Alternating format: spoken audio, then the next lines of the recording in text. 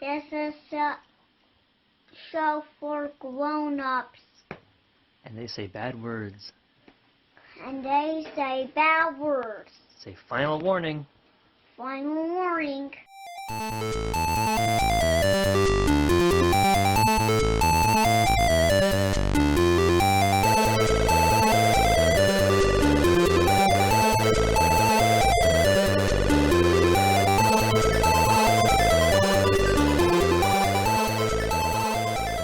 Hello and welcome to the Pod of Blunders. I am your host, Nate Macnewski, and with me, as always, is my co-host, Richard Sullivan. Hey, guys. And Richard, who is with us today besides you and me? We have. That's how that's said, right? Besides you and I, but I is me when you're. No, I'm right. Yeah, you're right. Yeah, you should. Fucking correct me, goddammit. Returning guest, Eric Crumrine. Almost. Have a second go of that name. Isn't it Crumrine? Crumrine, yeah. You said Crumrine. What is it? Crumrine. Oh, how come it sounds Crumrine. It's like drumline, but different. Rhine. That's how I remember it. I've been saying Crumrine in my head for years. Returning guest, Eric Crumrine. That's fucking the most naturalistic reading of that name possible. Gorgeous. Fine, I'll try it one more time. Yeah. And returning guest, Eric Crumrine. Thank you for having me back. And then I invited a friend of mine, Matt. That's all I got. I don't know his last That's name. it. I'm sorry. He's so close, he doesn't know his last name. Just Matt. He's like a shared type, he doesn't need the last name. I invited a fellow streamer, friend of mine, who goes by the Final Counselor on Twitch, and you should definitely check him out on Twitch, but in real life goes by Matt. So thanks for joining us, Matt. Thank you for having me. I do have a last name, Matt Bartlett, for anybody who cares, I guess. Richard, what are you doing tonight besides just jerking off for fucking 5 minutes of introductions? I believe tonight we're playing Mass. Is it Mass? What'd I say? Mass. Live Mass. Yeah, we're going to Mass. Masks. This is a trick to I don't convert think anybody amongst pronounces us. a K. Masks. That sounds stupid. Matt, what are we playing today? I don't know anymore. We're living Moss. Today we're playing Masks. Yeah. Man, nothing's getting cut out of this introduction. I didn't even tell you. Masks, of course, is a Powered by the Apocalypse superheroes game. We're playing angsty teen pieces of shit. Or nice, I don't know. I haven't read any of your backstories you gave me. The setting is Halcyon City, which is, of course, like Metropolis with the serial numbers filed off. The year is 1995. The only rules is that you're all on the same team. And we're going to try to describe this cinematically, but like storyboard comic-wise. The cover of your comic has issue 1. Richard, I'm going to assign you the team name. No pressure, just do it right now. Juvenile Justice. I'm getting some barely legal vibes out of that, but I mean, it's all right. Baby's first BDSM book, like what is this? Well, you can have Young Justice, and that's not sexy. It's the word juvenile for me. And then it says 18 plus in the corner, just in case. So the cover is the three of you surrounded by ferns, looking up as a shadow looms over you, and around the shadows is crackling purple light. I don't know if you're looking defiantly, if you're looking scared, but that's it. So as you open the cover, you see a quiet park. There's families playing together. It's a large pond in the background. People playing soccer. Eric, you're playing Seb. Describe your character for me. Well, so I'm playing the delinquent. So I guess in the Juvenile Justice, I am the juvenile delinquent, as it were. Inspiration taken from Jubilee of X-Men, the animated series.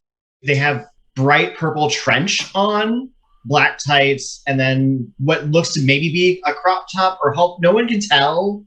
It's just kind of a cut-off midriff, some like long pink hair. All right. Keep us some angsty teen vibes and Punk Rebellion. So, Seb, the first time people see you, you are flying ungracefully into a hot dog cart. Feels right. As it pans out, we see the source of this, and it's this man in kind of like a swan costume.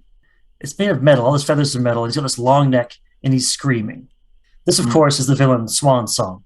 I hate it so much. And Swan Song, of course, is screeching. He's in the pond. He hates people coming into his park.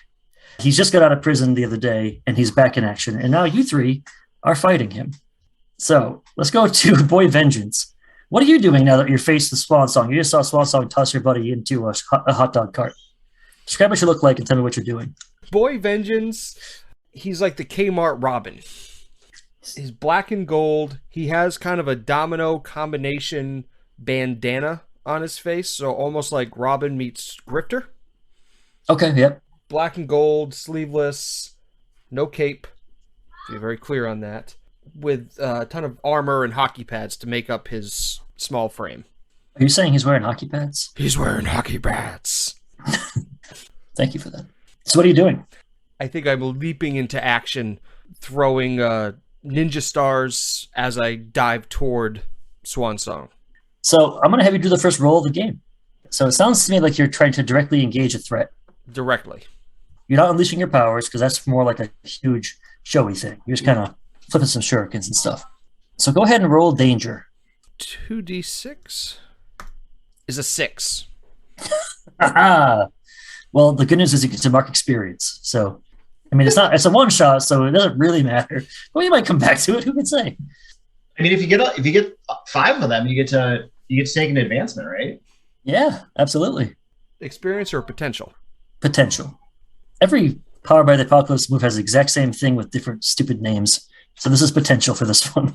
So let's see. You throw your shurikens, but I think Swan Song is able to like put his wings behind him and do like a sonic clap of the air and blow them out of the air entirely. They're flying back at you. So we're going to flip the page now. We're going to go talk to a Vapor. Vapor, you're seeing these shurikens being basically thrown back right in your friend's face. Describe what you look like for us and tell me what you're doing. Vapor is... he looks kind of like he's got the very basic, stereotypical, like, tight outfit, like the hero costume. It is mostly in a light blue with some silver, like, accent racing stripes, I guess, for lack of a better term.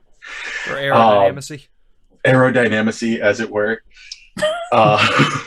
He does have a pair of goggles. That's what the word is I'm looking for. Over his eyes to sort of obscure a good half of his face. But other than that, it's very, very basic. Was cobbled together probably over a couple of weeks with like a sewing machine and some materials from Walmart or wherever it is. He, at the moment, has a bow in one hand. I suppose that's all that matters right now. So watching his one friend get thrown into a hot dog stand and having watched these shurikens get blown off, you know what? I think for the sake of this, I am going to, just for the sake of seeing how the rolls are going to go, I would also like to, he is going to level off a regular arrow and just try to take a pot shot at Swan Song while he is distracted. So it's just a panel of him amidst shurikens being blown past, him leveling a bow and knocking it. So it's danger. Yep. I'm sure this will go well. It's fine. Well, that's a 2. Woo! First fight, last fight. Excellent. He tries. Right. He tries. Yep. So I like the idea of like you're aiming it up. You know he's distracted. You like close one eye to get a really good beat on it, and like at the last moment, I think he turns to you and honks, and you just weren't expecting it. It's like whoa, and you're like ah! And your arrow goes whoop, way up in the air. So he's gonna start charging you. He's gonna try to get close so he can peck you with his large beak. His neck is also kind of like giraffe-like long, like Mecha Neck from He-Man. Like he just kind of throws it out there. So we'll go back to Seb. So I'm gonna get up from the hot dog cart. I'm gonna grab a handful of the hot dogs. Mm-hmm. I'm gonna say, "You fucking dick!" I'm just gonna lob the hot dogs in his general direction to provoke him. All right. So I'm gonna do the provoke somebody move. Mm-hmm. So I want him to like just be distracted for like just enough time that either Boy Vengeance or Vapor can like actually land a hit. Like I'm trying to give them that open opportunity. Oh boy, that's a 14. Woo! All right. So let's see. They rise to the bait and do what you want with a 14. So Yeah, absolutely. You throw the hot dogs, and as he is a large bird man, he's distracted by someone throwing food at him. Mm-hmm. So he stops what he's doing mid-charge and is like, oh, yeah. He starts pecking at the ground. Defenses all the way lowered. So who would like to take advantage of his temporary distraction eating hot dogs off the ground like a trash panda? So boy vengeance or vapor? Which one of you would like to do something? As he's eating the hot dogs off the ground, I'll come up by the side of him and hit him in the back of the neck with my ball-peen hammer of vengeance. You carry a ball-peen hammer as your weapon? Well, because I'm small, I can't carry a sledgehammer, so it's a little one. All right. I gotta know, how old is your character? And how big are they? I figure he's about 15. He's not particularly big. I'd say he's maybe 5'6", 5'7", 130 pounds. A 5'7" guy can lift more than a ball-peen hammer. He's not trusted. He hasn't graduated to hammer level. It's an honor to carry the hammer of justice. This is like my hammer of justice training wheel. So it's like the white belt of hammers. Like, you've done all right. You're above the jewelry hammer, and now you move to the ball-peen hammer. Right. Eventually it'll be a claw hammer. And then a framing hammer. Right. Yeah. Get it? All right. I want you to write up a very detailed list of the hammers you have to go through, but that's after the show. It's for the Discord. We need that. All right. So it sounds like you're, again, directly engaging a threat. So go ahead and roll plus danger for me. And I'm going to give you a +1 forward because of Seb's provocation. Okay. 12. Alrighty. So 12 plus your danger +1? Yeah, so actually it'd be 13. Hey, there we go. There's a list here. Resist or avoid their blows. Take something from them. Create an opportunity for your allies. Impress, surprise, or frighten the opposition. And you can pick 2 of those. I will create an opportunity for my allies, and I will take something from him. So I think what you're going to take from him is his consciousness. You just smack him in the back of the dome with a fucking hammer. So he's probably going night-night for a bit. Well, I said neck, so I was going to take his ability to walk. My character's got issues. Okay. I'm more of a yes and DM. Yes, and you were fucked up in the head. Describe it for me. Like, I know you said you hit him in the back of the head, but, he's not like a big threat. He's like a park nuisance. So how do you permanently maim this poor man? I hit him in the back of the neck. His hands immediately curl shut, and he falls flat to the ground, choking on his last hot dog. Okay. So I think the park goers, they kind of start slow clapping, and somebody helps you guys up, and it's just like, all right, they did it. And just then, you see someone whoosh down. It's a young woman. She's wearing this purple and white jumpsuit, similar to Vapor's boat, just way nicer. See little star motifs everywhere. Seb, you recognize her instantly. This is Starlass. Okay. And you knew her before she was Starlass. You knew her when she was just a regular street urchin type superhero. But she was chosen to be the sidekick of Captain Galaxy, who's like this universe's Superman. So that's her role now. What are your opinions on Starlass? She sounds like a fucking sellout. And I probably don't have overly positive feelings towards her, mostly because I kind of probably wanted to be his sidekick and not her. Yeah. So she lands full cool superhero pose, high ponytail bouncing in the breeze. She looks up, and just then all these, basically the superhero officers, pull up in their squad cars. They flee out. Someone's calling for an ambulance right away. People are huddling viewers away from the scene. And she's like, wow, you guys, what did you do? Is he dead? He was trying to kill us. He threw me in that goddamn hot dog truck. Do you see the dent my body made?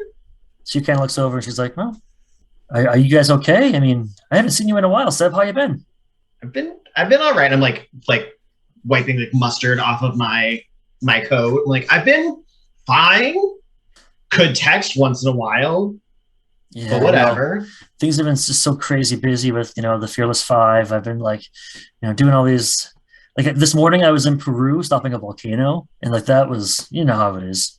Well, I mean, you don't know how it is. I let out just this sigh of disgust. I'm just fuck, and I just walk away. She kind of we need to talk. She screams out at you, and she has her hand up. Fine, what? And she looks, and you see these drones floating around, and you recognize these drones. There's a hero who's part of the Fearless Five named Makeshift, and he's kind of running this panopticon in the city. where everything's under surveillance. He's the technomancer of the group. And she's like, we can't talk here, though. Can you show me your cool secret lair that I'm sure you guys have? We can talk there. One of the things I took from my mentor on my character sheet was a secret lair. Cool. So you walk up and talk to her. Oh. Yeah, play that out. Okay. Oh, it's a roll. I just kind of standing there. Like, I'm really just standing there staring at her like, dude, this is you, not me. I'd be attracted to her if I was allowed to have feelings like that. So she kind of looks like you. She's like, I don't think I know you. Hi, I'm Starlass. She holds out her hand. Boy vengeance. Wait, aren't you the kid that was taken away from... What was his name? The Vindicator. Yeah, that crazy guy. I thought you were in jail. I thought you were in juvie for arson? There isn't a juvenile detention facility that can hold Boy Vengeance. And soon when the Vindicator escapes from jail, we will be united again. This is just a temporary thing I have going. First of all, there are several very highly capable prisons that could very easily hold you, I'm sure. But that's not important right now. She kind of looks over at Vapor and she's like, I've seen you before, though. Take off your mask for a second. Vapor looks at Seb. I mean, she's fine. It's fine. He sort of reaches up and tentatively like raises the goggles just enough to like show his face. She kind of looks at you. She goes, no, I don't recognize you at all. And she just turns away. And he puts his goggles down and... Little Vengeance, where is your secret lair? It's Boy Vengeance. I don't see how that's better, but I'm sorry. Says Starlass. Look, I didn't get to pick my name. You know that. He just gave me the name. I'm like the fourth Starlass. Whatever. And you should be honored that your mentor gave you a name and title. Don't let them disrespect it. I mean, no, it's great being leader of the kid team, the Young Wonders, which is a way better name than Juvenile Justice. But anyway, so where are we going? All right, get in the Vengeance van. The what? The Vengeance van. And she kind of looks around like, where's... And I go, click, click, and like it uncloaks itself. Is that a Chrysler Pacifica? Yeah, but I've made some modifications. Cool. Shotgun! And she runs into the van. The what? I'm sorry, the Vengeance van or whatever Right. it was. Oh, he could have said Vengeance. We had a golden opportunity squandered, and there's no going back now. You all hightail it out of there. So where is your secret lair there, Boy Vengeance, and what does it look like? Well, if I told you, it wouldn't be a secret now, would it? I mean, But you're not it's- wrong, but please tell us. Can't be a cave for obvious copyright reasons. Behind at a defunct arcade. Rattlers are like somewhere off like the mall food court, the arcade. You move like a Pac-Man arcade machine, and there's like a door. No, it's an abandoned Spencer's Gifts. Aren't all Spencer's Gifts abandoned at this point? Yeah. I'm just The picturing world- the interior just like full of those little weird balls with like the purple lightning inside of it and like black light posters of mushrooms and titties. All right, so walk me through the process of getting into your secret location. I want to know all about how we get in there. So you pull up to this I was mall. gonna say, like, I had it in my head it was gonna be like this top secret. Now you made it that. I'm not in charge here. I'm just the guy that tells you what happens as a result of your actions. Okay. We walk into the mall, casual, cool. I send Vapor to hit the lights in the security office. Everything goes dark. And then I just unlock the padlock and lift the gate and let everybody in. By the time they get the lights on, we're inside the Spencers. Nobody's the wiser. So she looks around and she's like, pretty cool. How did you find this place? It was the Vindicator's B lair. Child Services doesn't know about this. So she's like, okay, your secret's safe with me. So there's been some funky things happening that I need you guys to help with. And I know like I'm not in a position to ask for favors, but the Fearless Five, they told me to just let it go, but I can't because I think it's bigger than what they're saying. Okay. And she starts pacing back and forth. She's like, where to start?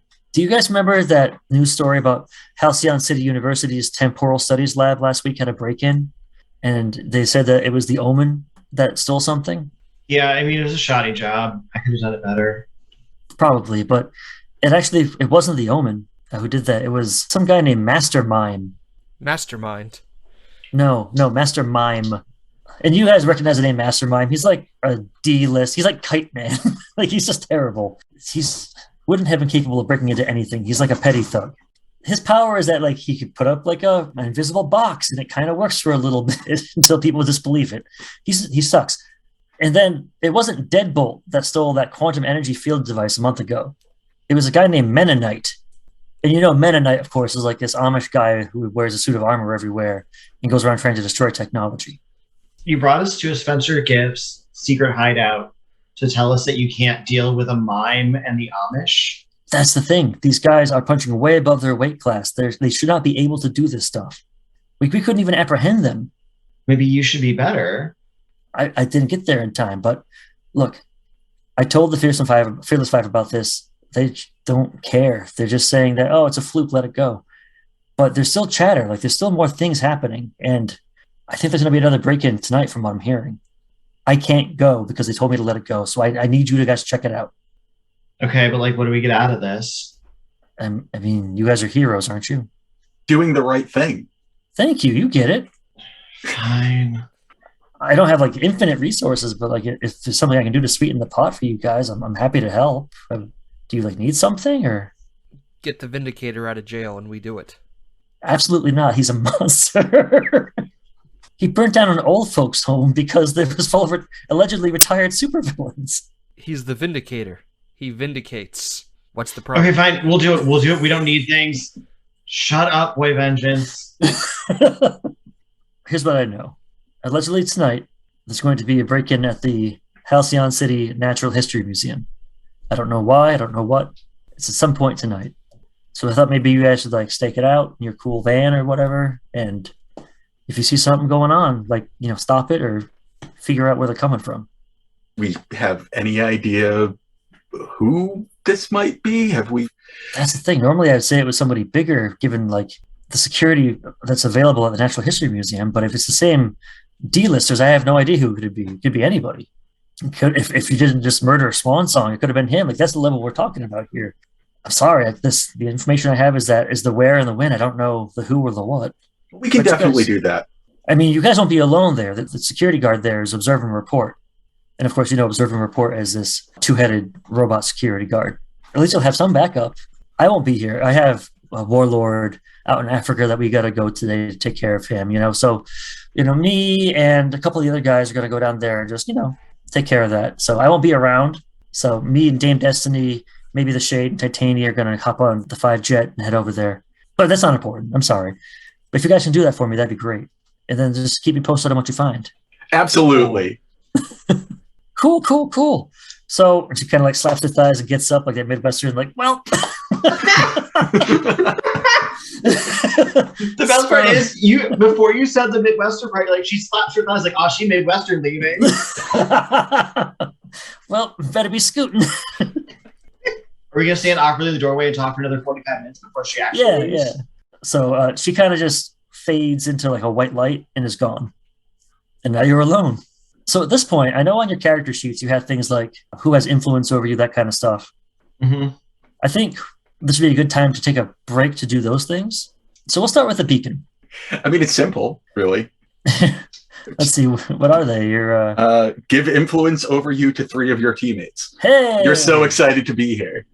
So each of you mark down one, or write down somewhere that you have influence over Vapor. And how about your relationships? And these don't have to be on your team. They could be someone outside the team. Someone's awesome and you take every chance you get to hang out with them. I mean, both of them seem like such sterling personalities to spend time with. Someone hammered a throat and the other one is Seb. So this can be inter-team, right? Like, it doesn't have to be, but it can be. Yeah, absolutely. So I feel like, no offense, Boy Vengeance, but I feel like Seb is the type of person that Vapor would be like, hey, so what are you doing? So what are you up to? You going out tonight? So I'm going to say Seb is awesome. That's going to be a defined term. I mean, but I am awesome. So there's that. I think so, clearly. And then you've got to prove yourself to blank before you feel like a real hero. I mean, there's so much low hanging fruit here. I feel like just saying like to the Fearless 5 would be potentially, but like I feel like it should be a little more specific. So the Fearless Five, of course, everyone knows, are comprised of Captain Galaxy, Makeshift, Dame Destiny, The Shade, and Titania. Oh, that sounds so cool.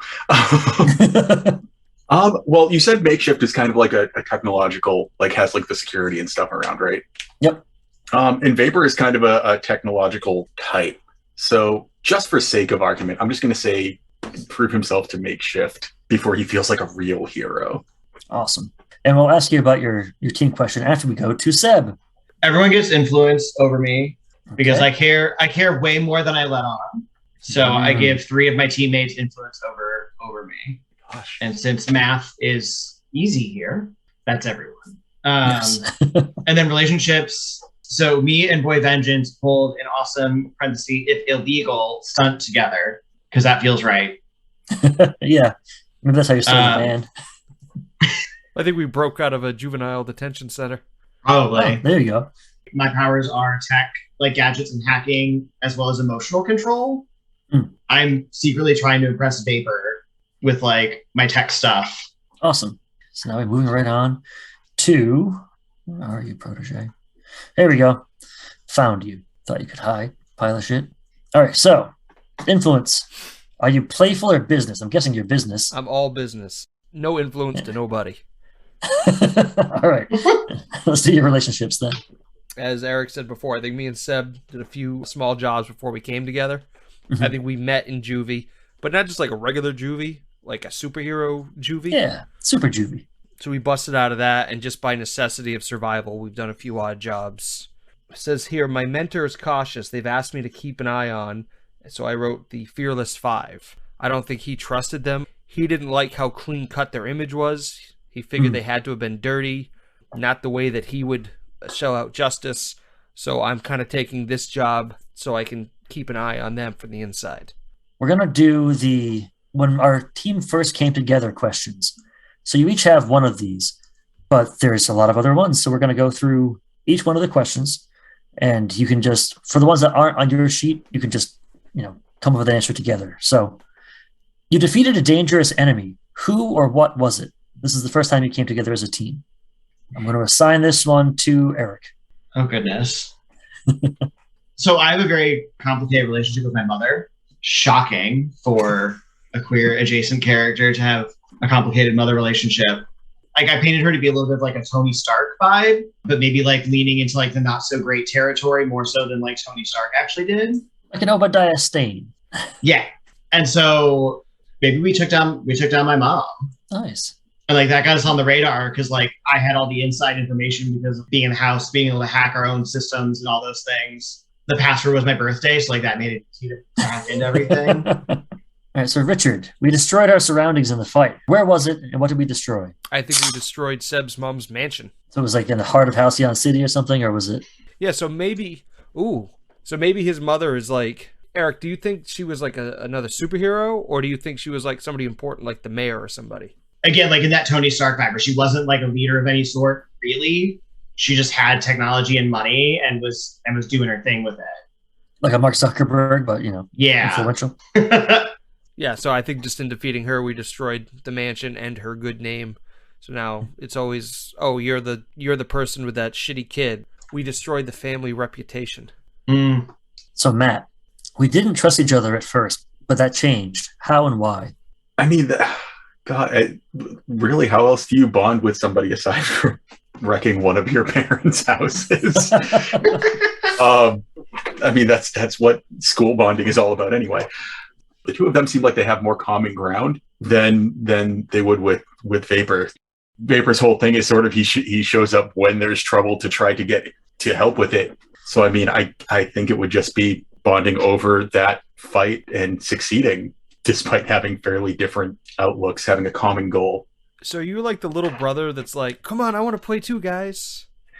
I mean, a little bit like a little bit like a little bit of a cheerleader, a little bit of a like wants to support you guys not doing things like breaking people's necks. I mean, it gets results. I feel like you're the moral heart of the team. The rest of you are just like I don't care. People die all the time. So what if I hit him in the neck with a ball peen hammer? But then you see vape and you're like, all right, we got to put either a good example or like try to be at least semi-normal for this kid. Yeah, like when you remember he's there, I feel like it's like, oh yeah, maybe we don't have to burn the mansion down. We just we wrecked it enough. Like it's good. So, Richard, we saved the life of someone important, either to the city or to us. Who was it, and why are they important?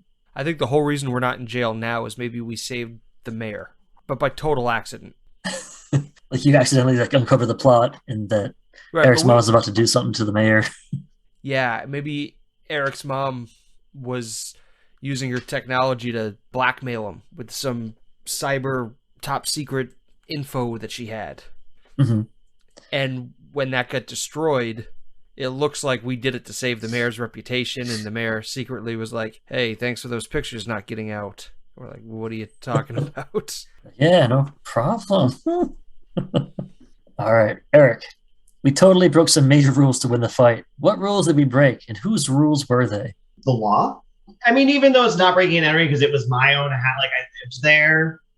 Well, recently, Boy Vengeance did potentially murder someone, maybe at least minimally cripple them, which is not ideal probably. But I feel like when in that we skirted those lines of we know that we're heroes and there is the line that you can run up towards. And that line does exist somewhere on the other side of breaking the law. Every superhero ever destroys things all the time. Mm-hmm. And we just coast really close to that line, I think. So back to Richard. We stuck together after all was said and done. Why? And how do we keep in contact? Do you and Seb live in the Spencer's Gifts? Seb, do you live in the Spencer's Gifts? I drop in semi-frequently. I don't like to say that I live there, but I have a toothbrush. I was just going to ask you. In the staff bathroom, there's just... There's just one. It says, Seb, don't fucking touch this. Yeah, I think I tolerate him because I think he sort of gets it. And I think I could bring him over to my way of dealing justice. I think he's a little soft, but he's all right. And I think we all have secret communicators watches, like Dick Tracy watches. So why do you tolerate Andy being there? He pays for things. He orders the pizza. Fair. That's fair. I feel like you need one public face to interact with humans outside of the fucking Spencer's cave. And lastly, Matt, again, we found signs that the incident was just the start of something bigger. What were the signs? Okay. Well, there was clearly a lot of information that was damaged in there. And I think that getting the hint from the mayor about there being stuff that we hadn't expected to be there in the first place meant that there was much more information. We probably got a tip or a hint off of that. There was much more information that was being brokered through there. Probably much higher than just the mayor's whatever type of pictures they were. Didn't ask, didn't want to know. They were dick pics. I mean, let's just be honest. We all knew what it was. It's like a coffee table book just full of dicks. But all the same dick. Yeah, yeah. Different angles and filters. The mayors of the world. What the hell is this? Mayors of right here in the city. Yeah. But yeah, so I mean, I think that there was a hint of there's more information here than just salacious pictures, and she clearly was doing something more, probably with other people, but no idea what it was. It'd be kind of cool if you guys still had one of the hard drives that was encrypted and you hadn't been able to unlock it yet. There's more here. I probably do. Seb probably collected a couple things on their way out. Just in case. I might need this. They found a flash drive and let me just grab that real quick. Alrighty. So in my mind, in the comic book, this is where the advertisement in the first third would be. You know what I mean? Mm-hmm. This a thing for a Game Genie or something. Or hey, Balls 3D is coming to the SNES. It's going to be great. Topps baseball cards. Exactly. Like that, yeah. A Kool-Aid jammer is something great the kids like. And then the next page, of course, is nighttime outside of the Halcyon City Natural History Museum. So how are you doing the stakeout? Paint me a word picture, guys. I think I'm using all Vindicator's high-tech surveillance equipment, which I also have here marked. The fancy see-in-the-dark binoculars, the parabolic microphones. Yep. Yeah, we're just using fancy tech. So how are you guys staying awake? And Vapor, what was the excuse you gave to get out of the house this time of night? I mean, studying is a pretty good fallback. Like, oh yeah, we're just gonna have a study session. I'll be back later. It's fine. And like, quite honestly, I don't think his parents take that much notice of him once he's out of sight. So I think just a big oh yeah, oh you wanted some eggs. So I think it was pretty much just like, oh yeah, studying, and he brought his books, which are probably, you know, sitting on the floor of the vengeance now. Sorry, vengeance fan. I don't want to coin another term for it. Vengeance, that's okay. Vengeance. We're bringing it back.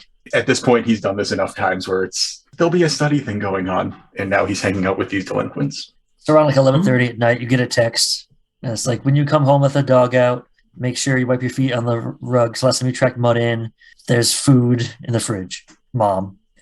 He just checks the phone and just takes a breath. It's like a Wednesday. And then focuses on the surveillance. And it's a Wednesday. It's fine. I always wake up for school. I always go. That's the important thing. From outside this big, beautiful marble building, you just see, you know, one figure with two heads wandering around. You can see him very clearly, making very systematic sweeps of the place. Looking around very carefully, you see their eyes are lit up like flashlights, scanning everything. You see them reflecting off little artifacts. This, of course, is Observe Report, the android. And then you hear glass shattering. What do you do? No, I'm sorry. Was Observe and Report a good guy or a bad guy? Observe and Report is a good guy. He is a security guard robot superhero. And where did we hear the glass break in relation to Observe and Report? Why don't you roll me and assess the situation? I was about to say, I'm probably assessing, which is great because that is my highest stat roll. So I thought it might be. I am superior. That's I like that 12. attitude. Good for you. All right. So you get to ask me two of those questions. What here can I use to determine where the sound came from? Do I need to ask both in succession, or can I ask one and then ask a follow-up? One at a time is fine. Okay. So I think because you're watching this, you see Observe and Report heads turn, and he starts running towards the center wing of this building. So you see him go down the stairs. He's on the middle floors, and he's running towards the center. So this looks like whoever broke into the center of the building somehow. Okay. How can we best end this quickly? Get in there, stop the threat. Stealth is yesterday's worry. Now it's just action and quickness. I mean, stealth is not. I'm literally in a bright purple trench with pink flowing hair. Fuck.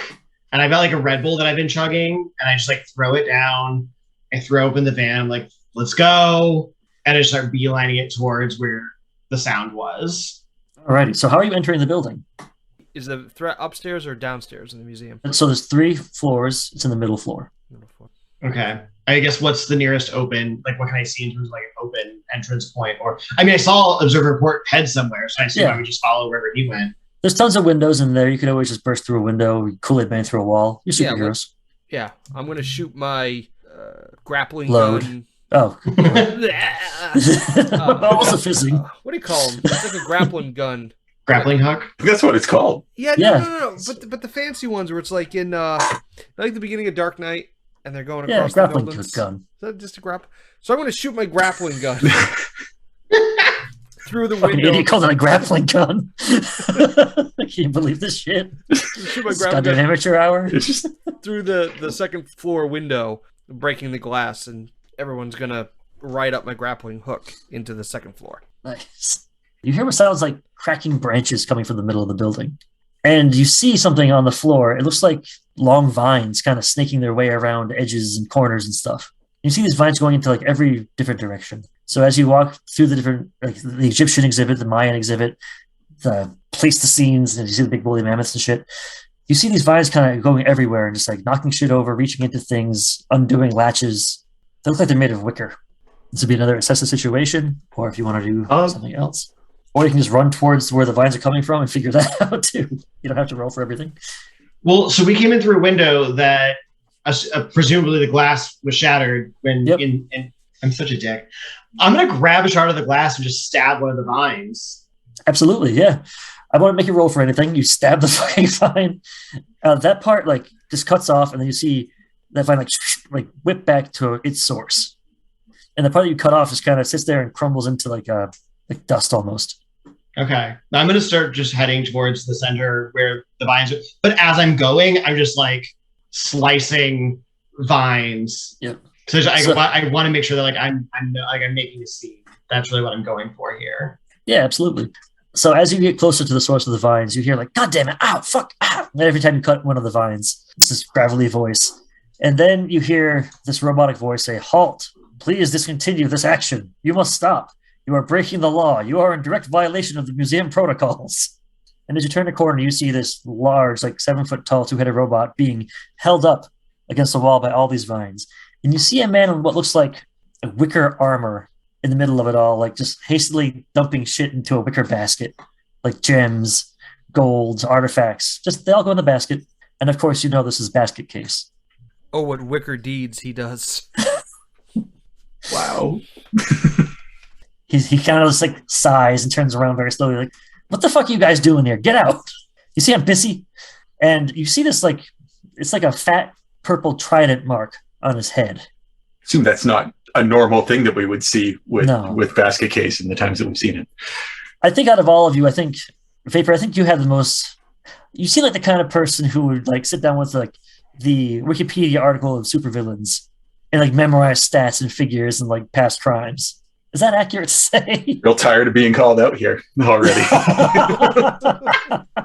I'm watching the news reports too, but he's a petty thief. Like he robs the occasional bank, then he goes and does his time. Like he's not. This is another one of those. This should be a nobody, but this is crazy powered for him. The fact that he's able to control so many lines at once. So I'm assuming we've stopped at this point. So I'm just going to lean over to my friends while he's telling us to get the fuck out. Do you see that on his, and sort of like motion toward his head so that they can see the trident? Is that new? That's new. It's new, but let's take it off of him. And I throw a ball of, like a flame ball in his face. Sounds like you're directly engaging a threat. I am. All right, go for it. Is that danger? Yep. Okay. 5. Jesus Christ. You see like the vines wrap the ball and explodes. You see the light kind of shining through, and those vines die off. And then he turns, he's like, all you had to do was fuck off. This isn't even your concern. What are you guys, heroes suddenly? And he reaches over with his vine and grabs you by the foot.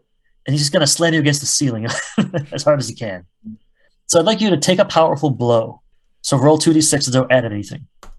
A 3. Oh, even better. You mark potential, and you say how you handle this blow, how you don't get hurt by it. Because of my hockey pads. So he just slams you into the ceiling, and you're like, that was nothing. Well, I got to assume that it looks like hockey pads. Yeah, military grade stuff. So he knows he doesn't hurt you. He's like, fucking kids. So he's like, all right. So he drops you. He throws observer report at you, Seb. I guess like I see it. I'm gonna like move out the like sidestep. Yep. And we're gonna try this. I'm gonna unleash my powers of emotion control. Okay. And I want him to be calm. All right. Like I just want him to chill the fuck out. Like maybe like he just like smoked something and he's just gonna vibe. So normally I would say that this is engaging a threat, but he's such a heightened state of anger at you guys at this point that it definitely would take some doing. So roll plus freak. I got an 8. All righty. So I have to mark a condition. Yeah, let's see which condition. But I do it. Yep. Do I pick or do you pick? I pick. So I think you hit this guy with the full brunt of your powers. What does it look like when you use your powers? Like, is there a visible manifestation of it, or is it just like? No, not to anybody else. Like, also, like, you just kind of see him going from like rage and like angry, and he's suddenly just like, huh. Mm-hmm. It's literally almost like he took a hit on a joint and like it's like hitting like it's like the edible hit. So I think I'm going to have you mark angry. There's a resistance there that you weren't expecting from this fucking nobody, and like how dare he be able to shrug off your powers, and so you get pissed, and because you're so pissed, you kind of force your way through, and you see his shoulders slump. Okay. You're not going to be able to hold him forever. There's something else in his mind besides his mind that's fighting you. You have maybe a couple breaths. Let's go see what Vapor wants to do. So observer report has landed, I assume, and did not hit Seb. Right. I want to try something here since he's calm at the moment. And I think I've shown my prowess with arrows so far. I'm going to attempt while he's calm to try to pierce the mask and see if we can get some information on what's going on here. So roll plus mundane. 11. There you go.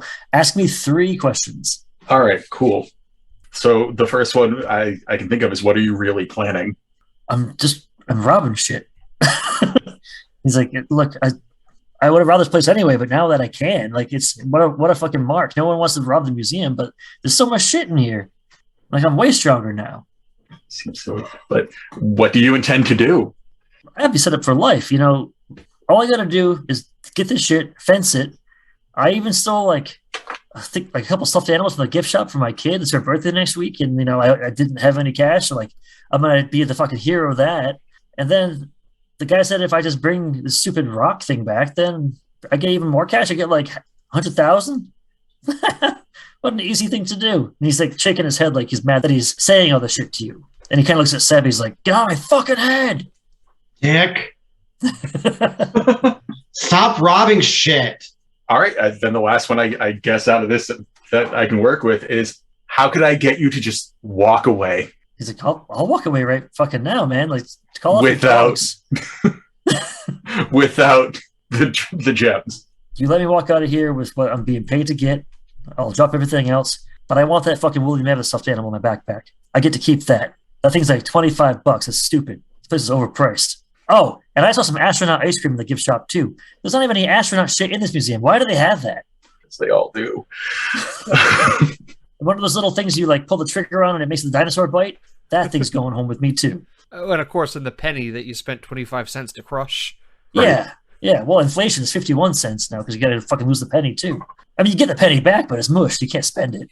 He's like, look, that's the deal. You can take it, or I can kick all your asses. So I'll give you all the shit. You let me take this one thing out, and the fucking woolly mammoth, and the trigger dinosaur biter thing, and the astronaut ice cream, and this ABC Dinosaurs book. That's right. I added a fourth thing. Let me have that. What was the first thing, though? What's the thing that they sent you to get?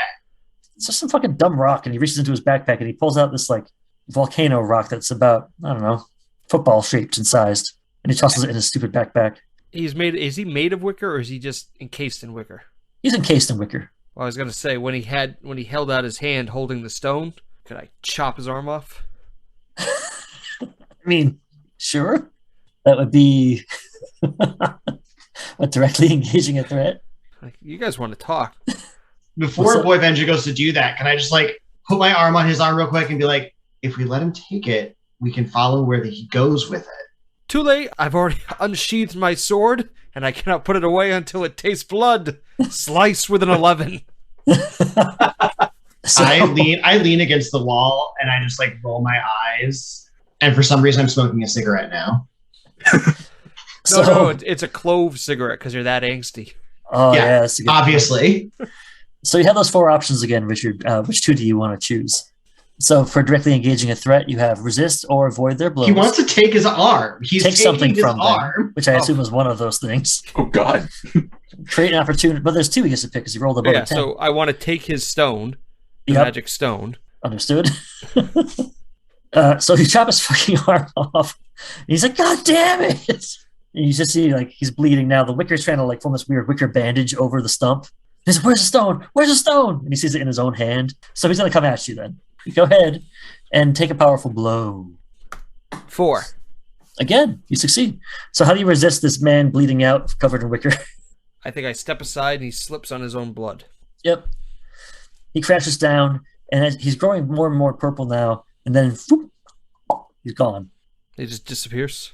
Yep. So now you're left with a big bloody patch, a bunch of broken wicker, a beat-up android, and his mystery rock in your hands.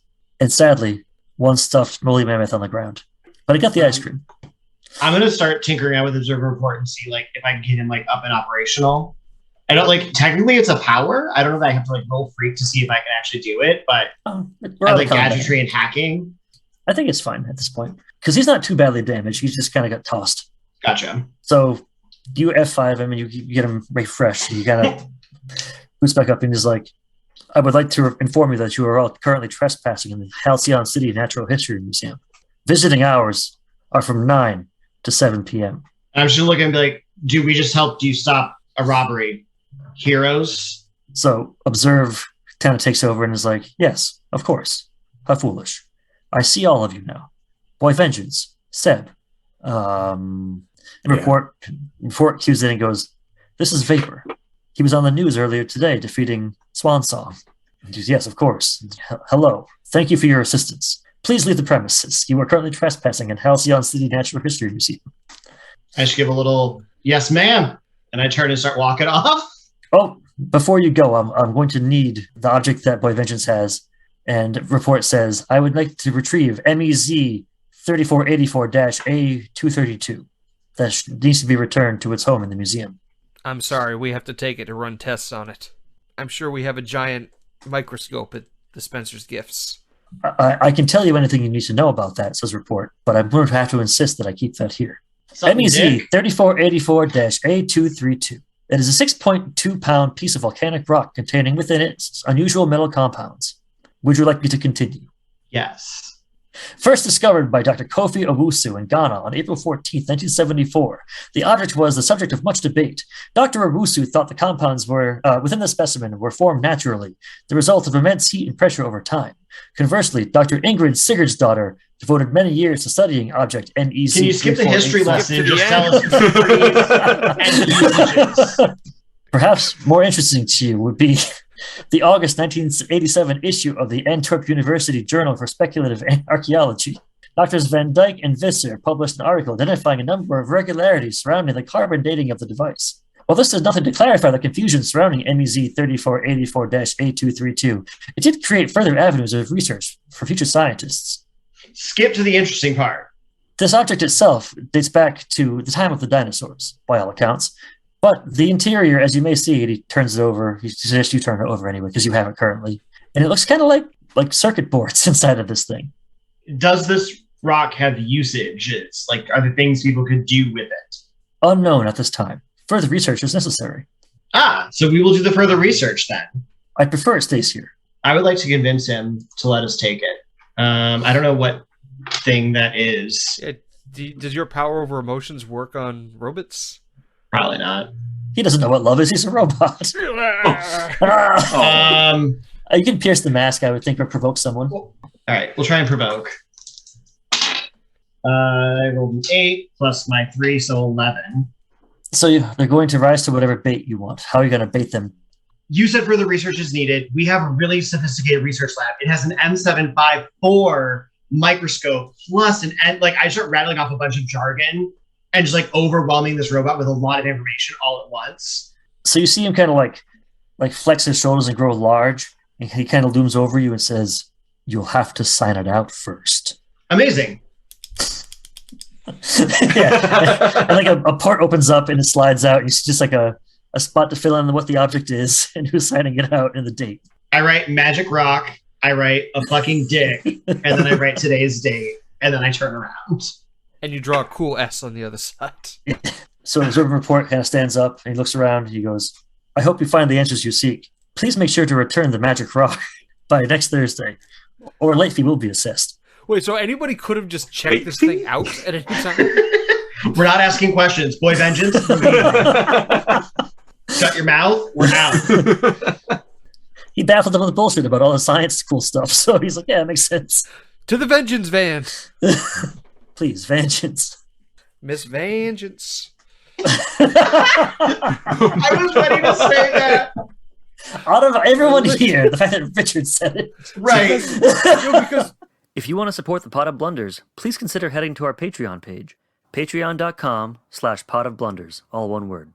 We've got membership levels ranging from $1 to $10 a month, which will get you access to things like our Discord, exclusive episodes of Jumping the Street Sharks, as well as a variety of other perks. You can also support the show and help us bring more attention to amazing indie authors by leaving a review on Apple Podcasts. We really appreciate any help you can give. We love hearing from you. You can always find us on Twitter at Pot of Blunders, and you can also reach us via email at potofblunders@gmail.com. Want more reviews, interviews, actual plays? Head to potofblunders.com and learn about even more amazing indie games. Thanks for listening. For the Pot of Blunders, I'm Nate Magnuski, and as always, may all your Ds be 12s.